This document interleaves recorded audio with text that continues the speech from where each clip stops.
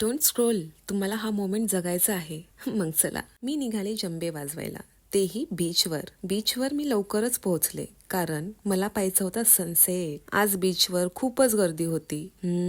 Season चालू झालं ना. आणि तिथे मला भेटला एक गोंडस बाळ मिक्की, पण आज तो त्याच्याच नादात होता.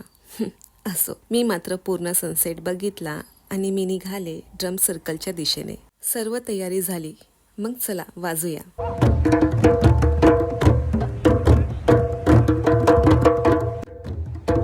Beautiful sunset, beach and Jambey, एकदम परफेक्ट वाइब्स ना.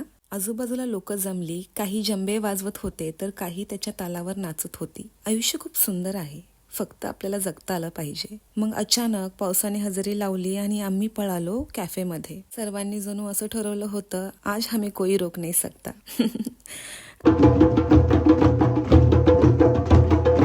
तुम्ही कधी येताय गोव्याला? कमेंट्स मध्ये नक्की सांगा आणि फॉलो करायला विसरू नका.